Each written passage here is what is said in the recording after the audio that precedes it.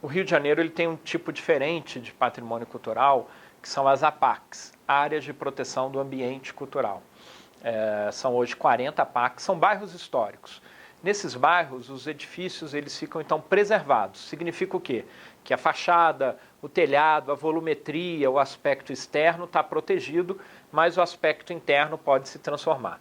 Isso dá uma certa rapidez para os processos de licenciamento. Isso funciona relativamente bem. Entretanto, em áreas que têm dificuldades econômicas ou bairros socialmente mais vulneráveis, ou até, paradoxalmente, até no centro histórico, que é a primeira área protegida, a gente ainda tem muitos problemas de conservação.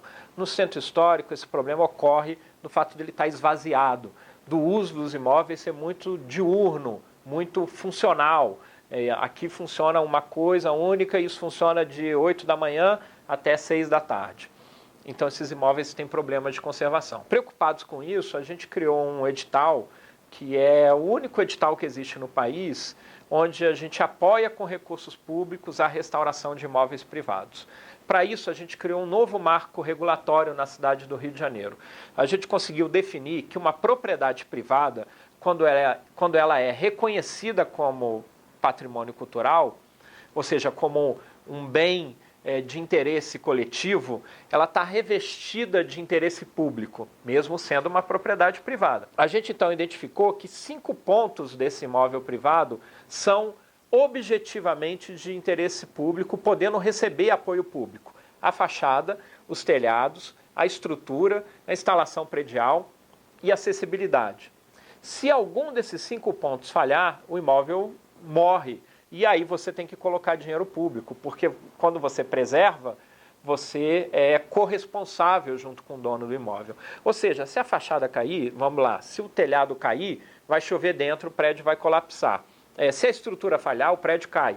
Se a instalação não estiver boa, ele pega fogo. Se não tiver acessibilidade, uma pessoa não consegue usar.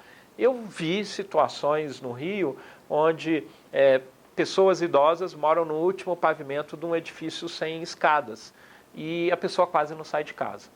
Se o projeto é então selecionado, ele recebe o recurso para fazer essa obra nessa parte externa. Esse recurso, em hipótese alguma, ele vai para um aspecto interno que uma pessoa na rua não possa ver. Então ele nunca vai para cozinha, banheiro, nada de aspecto que alguém da rua não possa ver, ou que alguém de um lugar mais alto não possa ver, por exemplo, o telhado. Ou até você pode dizer a pessoa não vê estrutura. De fato, ela não vê estrutura, ela não vê instalação predial, ela não vê acessibilidade. Mas se isso falhar, ela vai ver a ruína daquele imóvel. Então são aspectos não visíveis, mas que dão saúde àquele imóvel. A partir daí, esse imóvel, se conservado, recuperado, ele fica apto a ter isenção de IPTU. E com isso o dono do imóvel ele ganha 10 anos de isenção de IPTU para poder utilizar aquele imóvel. E, claro, conservar aquele imóvel a partir desse momento. A gente teve situações no Rio onde 2 imóveis só foram apoiados na mesma rua.